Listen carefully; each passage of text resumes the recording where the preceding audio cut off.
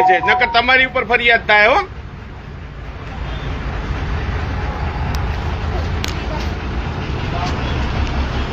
પૈસા લઈ લીધા છે, ટિકિટ આપવામાં આવતી નથી.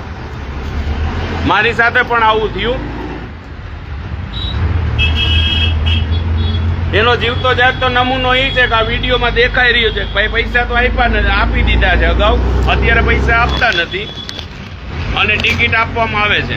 મારી હારે જ આવું થયું.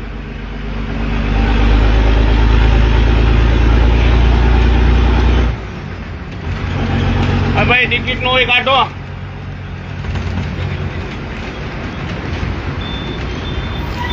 માજી તમને ટિકિટ નહોતી આપી, હવે આપી ને? પેલા પૈસા લઈ લીધા. કેટલા નંબરની બસ છે ભાઈ?